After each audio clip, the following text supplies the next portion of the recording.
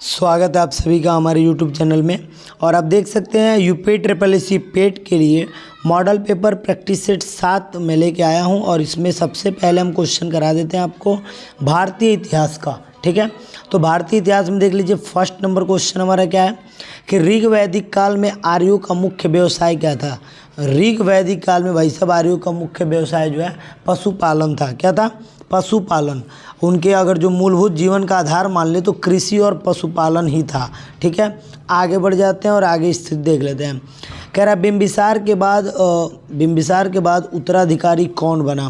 बिंबिसार के बाद उत्तराधिकारी की बात की जाए तो ये बने थे अज्ञातशत्रु। कौन बने थे? अज्ञात। देखिए बिंबिसार के पश्चात उसका पुत्र जो है अज्ञातशत्रु मगध का शासक बना था। ठीक है, और इनका बिंबिसार का संबंध अगर जो पूछ देगा किस वंश से है तो हर्यक वंश से है। किससे है?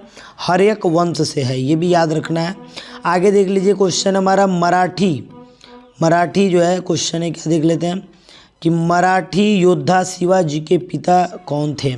मराठी योद्धा शिवाजी के पिताजी कौन थे? तो ये हम बता दे रहे आपको शाहजी थे। कौन थे?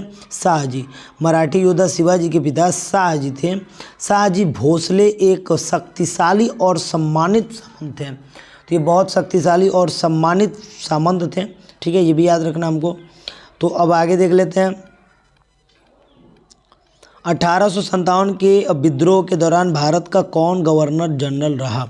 कौन मतलब था। ठीक है, क्वेश्चन दे रहा है कि 1857 के विद्रोह के अंतर्गत विद्रोह के दौरान कौन गवर्नर जनरल रहा। तो लॉर्ड कैनिंग। कौन रहे? लॉर्ड कैनिंग रहे 1857 के जो है विद्रोह के समय। आगे देख लेते हैं आगे क्वेश्चन हमारा क्या है। आगे क्वेश्चन आप देख सकते हैं, क्वेश्चन है कि इसके साथ भारत में ब्रिटिश को फ्रांसीसी चुनौती का अंत हुआ। इसके साथ भारत में फ्रांसीसी चुनौती का अंत हुआ। तो ये बांडीवास का युद्ध के साथ, मैंने बांडीवास का जो युद्ध हुआ उसके बाद से फ्रांसीसी चुनौती का जो है अंत हो गया। ठीक है, आगे देख लेते हैं। आगे मैं आपको बता दे रहा हूँ भारतीय राष्ट्रीय आंदोलन के बारे में कुछ। तो भारतीय राष्ट्रीय आंदोलन में हम देख लेते हैं। कह रहा है वर्ष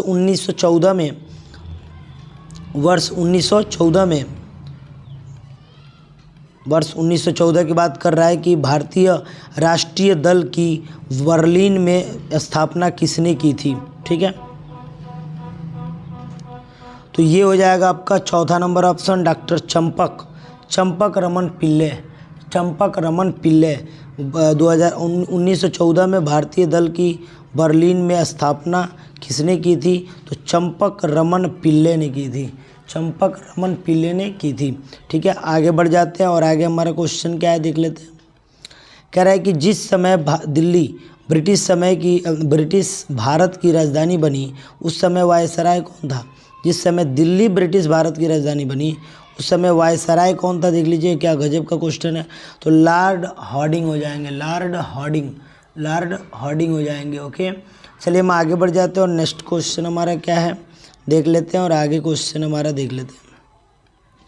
देख लीजिए ये क्वेश्चन हमारा, और इस क्वेश्चन को अच्छे से पढ़ लेते हैं। एओहम के संबंध में निम्नलिखित में से कौन सा कथन सही है। ठीक है, तो ये हो जाएगा आपका चौथा। उसने कांग्रेस के वार्षिक सत्रों को 2 बार अध्यक्षता की है। तो 2 बार अध्यक्षता किसने किया है? एओहम। ठीक है, इन्होंने जो है 2 बार अध्यक्षता किए हैं। ठीक है, आगे देख लेते हैं। गांधी जी द्वारा 1933 तक संपादित समाचार पत्र का नाम क्या था। तो ये था आपका यंग इंडिया। ठीक है, ये याद रखना है, गांधी जी का बड़ा पूछ लिया जाता है। यंग इंडिया 1933 तक जो है गांधी जी के द्वारा संपादित जो है पत्र क्या बोलते हैं समाचार पत्र है। ठीक है, आगे देख लेते हैं।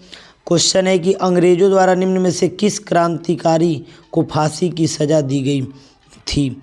अंग्रेजों द्वारा निम्न में से किस क्रांतिकारी को फांसी की सज़ा दी गई थी। तो ये आपका तीसरा हो जाएगा राजगुरु। अभी जानते हैं क्या हुआ था राजगुरु? सैंडर्स जो था, सैंडर्स की हत्या के में दोषी पाए गए थे ये जो है राजगुरु, इसलिए इनको जो है अंग्रेज़ों ने जो है फांसी दे दिया था। अब इसे लाहौर षड्यंत्र केस भी कहा जाता है, जिसके अंतर्गत इनको फांसी दी गई थी। आगे बढ़ जाते हैं। आगे हमारा क्वेश्चन भूगोल से, और भूगोल से देख लेते हैं पहला क्वेश्चन। ग्रीष्म ऋतु में धूल भरी आंधियाँ तापमान पर प्रभाव डालती हैं। ग्रीष्म ऋतु में धूप भरी, क्या दे रहा है, धूल भरी आंधियाँ तापमान पर क्या प्रभाव डालती हैं? तो ये हो जाएगा आपका, तो थोड़ा बढ़ती नहीं, तापमान को घटती हैं, तापमान को घटाती हैं, तापमान को घटाती हैं। ग्रीष्म ऋतु में धूल भरी आंधियाँ तापमान पर क्या प्रभाव डालती हैं? तो तापमान को घटाती हैं। क्या करती हैं? तापमान को घटाती हैं। इसके आगे देख लेते हैं, कह रहा है विषुवत रेखा, इक्वेलेटर, ओके, इक्वेटर कह रहे हैं कि विषुवत रेखा के समानांतर काल्पनिक रेखाओं को क्या कहते हैं? तो ये बड़ा बढ़िया क्वेश्चन है कि विषुवत रेखा के समानांतर काल्पनिक रेखाओं को क्या कहते हैं भाई साहब? तो अक्षांश कहते हैं, ठीक है, अक्षांश कहते हैं। क्या कहते हैं? अक्षांश कहते हैं, ओके। आगे बढ़ जाते हैं, आगे हमारा क्वेश्चन क्या देख लेते हैं, कह रहा है गारो और खासी, गारो और खासी जनजातियाँ मुख्य रूप से पाए जाते हैं। देखिए गारो और खासी की हम बात कर ले तो ये मुख्य रूप से आपके मेघालय में पाए जाते हैं। कहाँ पाए जाते हैं?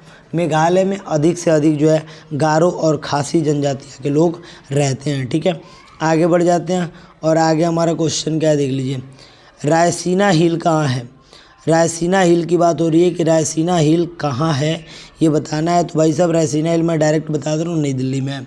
नई दिल्ली में स्थित है। भारत का राष्ट्रपति भवन भी वहीं पे स्थित है, ये भी हम दिमाग में रखना है। तो रायसीना हिल कहाँ पे स्थित है? नई दिल्ली, ठीक है, ज़्यादा सोचना नहीं है, मार देना टिक।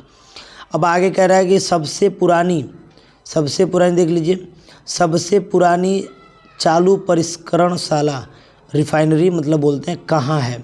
सबसे पुरानी चालू रिफाइनरी कह सकते हैं, कहाँ है, ठीक है। सबसे चालू पुरानी रिफाइनरी कहाँ है? तो ये आपका हो जाएगा टेक्सास। क्या हो जाएगा? Texas, okay. सबसे पुरानी रिफाइनरी मतलब आप कह सकते हैं टेक्सास में। कहाँ पे? Texas, okay.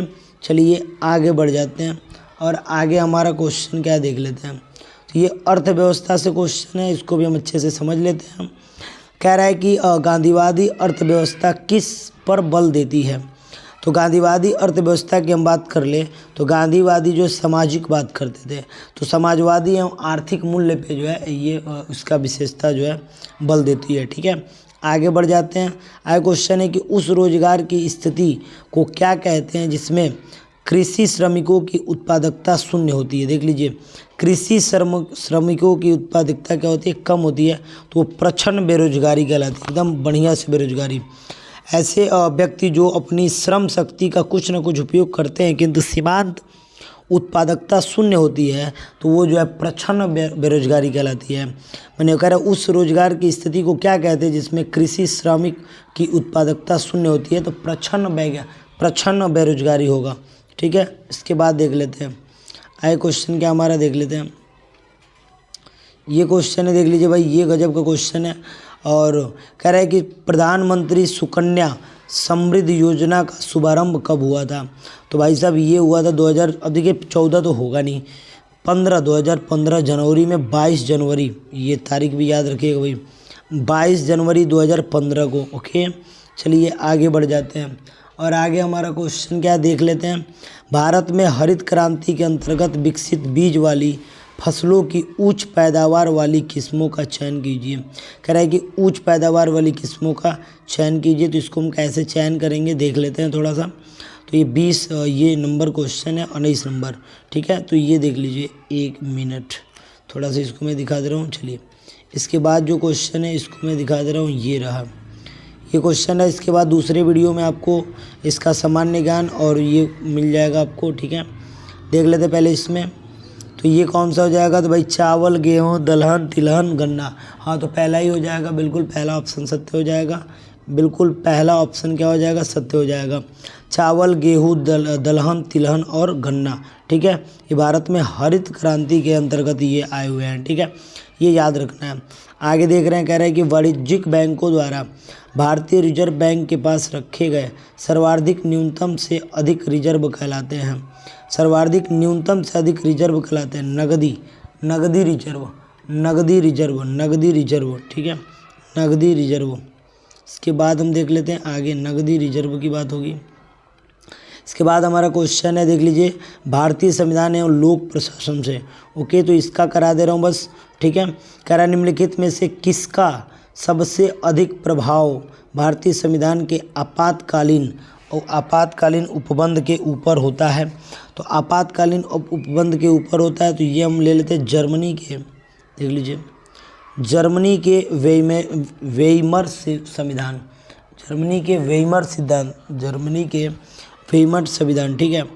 अब कह रहा है कि प्रारूप समिति, देख लीजिए, संविधान प्रारूप समिति के समक्ष प्रस्तावना का प्रस्ताव किसने रखा था? संविधान प्रारूप समिति के समक्ष प्रस्तावना का प्रस्ताव किसने रखा था? तो ये हम बात कर ले रहे हैं सीधे जवाहरलाल नेहरू की, ठीक है। संविधान प्रारूप समिति के समक्ष प्रस्तावना का प्रस्ताव जवाहरलाल नेहरू ने पेश किया था भाई साहब, ठीक है। आगे देख लेते हैं, और आगे हमारा क्वेश्चन क्या है देख लेते हैं फाइनली। तो क्वेश्चन है, आगे देख लीजिए, कह रहा है कि भारतीय संविधान का अनुच्छेद 125 संबंधित है। भारतीय संविधान का अनुच्छेद 125 संबंधित है, किससे है? तो देख लीजिए, सर्वोच्च न्यायालय न्यायाधीशों को नहीं, दूसरा हो जाएगा सर्वोच्च न्यायालय के न्यायाधीशों के वेतन भत्ते और अन्य सुविधाओं से संबंधित उपलब्धों में, ठीक है। इसमें जो है ये संबंधित है। आगे बढ़ जाते हैं और आगे क्वेश्चन क्या हमारा देख लेते हैं। आगे क्वेश्चन है, देख लीजिए, कह रहा है भारतीय संविधान का कौन सा अनुच्छेद मुफ्त कानूनी सहायता और समान न्याय प्रदान करता है? भारतीय संविधान का कौन सा अनुच्छेद मुफ्त कानूनी सहायता और समान न्याय प्रदान करता है? तो ये आपका हो जाएगा तीसरा, 39 का ए, ओके। 39 का ए जो है ये मुफ्त में न्याय और समान मुफ्त में कानूनी मुफ्त सहायता और समान न्याय जो है दिलाने का बात करता है, ठीक है। आगे बढ़ जाते हैं और आगे हमारा क्वेश्चन क्या देख लीजिए, एक दो और इसके जो क्वेश्चन है फाइनल करा ही लेते हैं। इसका लास्ट क्वेश्चन है, देख लेते हैं। कह रहा है कि भाई ग्राम पंचायत का कोई सदस्य हस्तलिखित आवेदन मुखिया को समर्पित कर त्याग पत्र की बात हो रही है, त्याग पत्र देख लीजिए यहाँ पे दे सकता है। आवेदन समर्पित करने के कितने दिनों बाद जो है त्याग पत्र प्रभावी माना जाएगा? तो लगभग 7 दिनों की बात होती है, ठीक है, 7 दिनों के बाद, ठीक है। ग्राम पंचायत की बात हो रही है और लगभग 7 दिनों के बाद जो है उसका प्रभाव माना जाएगा। अब यहाँ से आप देख सकते हैं कि यहाँ पे विज्ञान है और इधर जो है मैथ है। तो मैथ और विज्ञान का मैंने विज्ञान क्वेश्चन, मैथ का क्वेश्चन मैंने बना दिया है। विज्ञान का क्वेश्चन मैं बहुत जल्द बनाने वाला हूँ, ठीक है। तो फाइनली ये वीडियो कैसा लगा? वीडियो अच्छा लगा तो प्लीज़ वीडियो को लाइक कर दीजिए।